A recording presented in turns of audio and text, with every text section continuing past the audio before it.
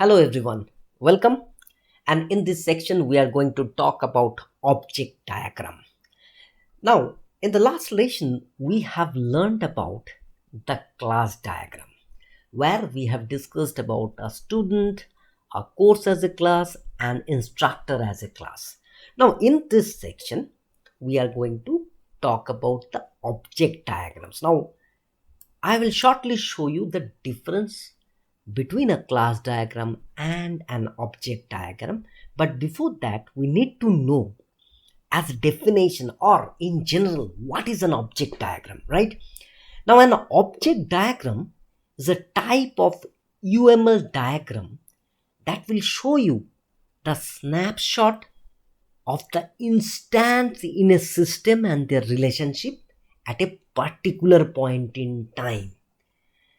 It's like a static view of the system. Again, if you remember for the class also I said you it is a static structure what it gives to you. But in object diagram what I am saying is it will give you the static view of the system capturing a particular moment. Okay. While class diagram describes the type of objects and their relationship, an object diagram represent specific instance of those types. And what does that mean if you go by word to word is a student. For a student, if you are creating an instance of a student, what does that mean? It means the student can be Shantanu, the student can be Rishik, the student can be you. Now, when you are creating an instant of the student, that instant become directly the instance of that class, which technically talks about, say, a student name equal to Shantanu. That give you an instance of that particular class. Now, if I have to explain you about object diagram, I will take this example of the class and explain you how the instance of that object is getting created so that you can easily relate, because you know now how student, course and instructor is related. The instructor is teaching one to multiple courses. The student can buy many courses. It is owning that zero to multiple courses it is buying. That is what we have learned: associations, aggregations, and also we have learned that how the multiplicity has occurred in the class diagram. Now we will see how the object diagram is creating the instance of it and giving the snapshot of that particular class or the snapshot of the system, right? And then we will see that how the diagrams are very important for the accuracy or to understand the system behavior. Basically, you will be able to visualize the whole system and behavior in a specific scenario. Just another example, say for example, a running bus is going and you want to get a snapshot of that running bus.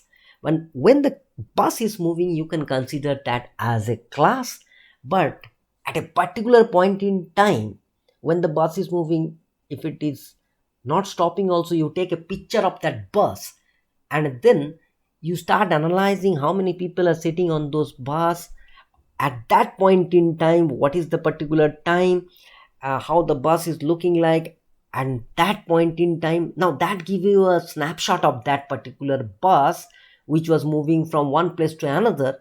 But in a particular point in time, depending upon the location you have taken the picture, the snapshot can be different, because some people may be already got down from the bus, some people are still getting inside the bus, so the snapshot keeps changing. So keeping that into your mind, let us move and see that how the components of the object diagrams look like. Now, in general, the components of object diagram definitely will be composed of objects, and that objects will be represented with a name underlined. Now, I want you guys to remember student, course, and instructor.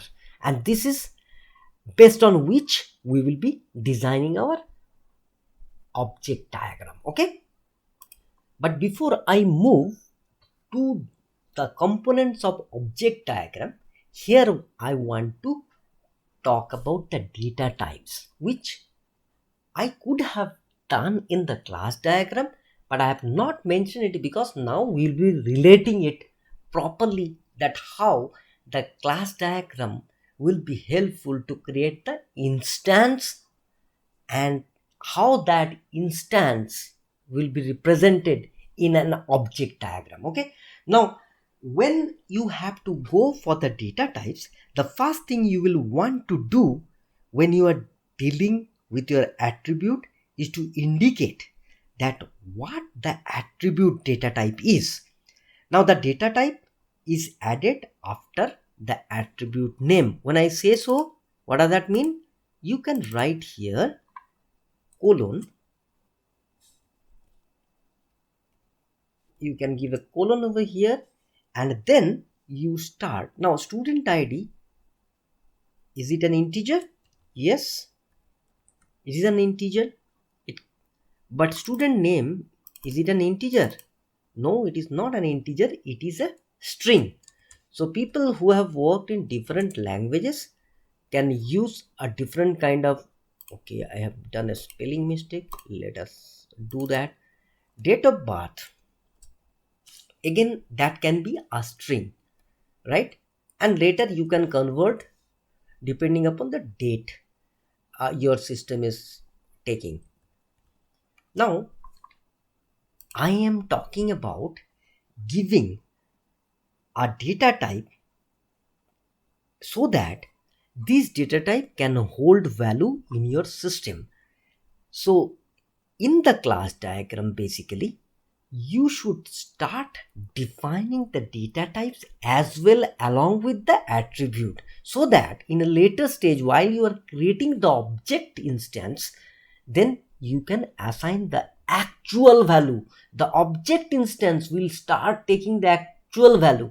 Say if I am assigning this as an integer, then whenever I will be creating the object instance, it will hold a student ID as 1, name as Shantanu, date of birth as something, whatever date you want to put. Second student ID will be second 2, then you will put say Rishik, then on third you will put his or her date of birth, and then you are aware what this method will be holding from the attribute details and passing to the other course, or whether it is passing to the instructor or instructor is passing. Now for the course ID also I can define, you can define, it will be again in the same line, you give a colon and start putting the values. Sorry, this will be again integer, put integer. Here for the course name, again you have to put a string. So when I say this is depending upon what you are defining, if it is a number, if it is an alphanumeric number, and depending upon the language where you are doing. So these all will keep changing. And if you go with visual basic data type, then it may happen boolean, double will also come, and byte will come, currency will come, date object will come. If you are going with Java, then it will be different. If you are going with C++, it will be different. You will get char, you will get double, you will get float, you will get integer. Now in C hash you will get bool, byte, character, decimal, double. In Java you will definitely get boolean, byte, character, int, float, double, long, short. In other ideal data types you will get any like boolean, character, double, fixed, float, long, double, like this. Lot of values are there. I'm not going to talk about everything. You just need to relate to the programming language for which you are designing this if it is known beforehand. If you are going for a greenfield project, you may not know what technology will be used in a later point, but if you are already knowing that and you are creating a class diagram, from that point you itself you know what kind of values it should be having. So for instructor id, again I am giving integer here. For a name I am giving string here,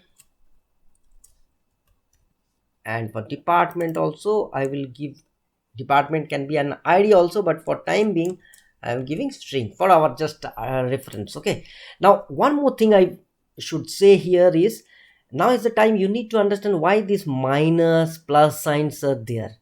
You can also have an hash also. Now this minus is referring that it is a private to this particular student class. If you see a plus sign, can you see any plus sign over here? Yeah, there is a plus sign over here. These all are plus sign. That means it is a public. So this method can be used by this particular class. This method is exposed to all other classes. The moment you are saying this is private by putting minus, that means this cannot be accessible outside, right? And when it is an hash, if you put an hash in front of this, that means it will be protected. So these are the three modifiers which you can just remember while you are defining your class diagrams. And in the class diagrams I have spoken about the attribute details earlier. Now I am saying with the attribute details you just need to make sure that data types have been defined. Okay,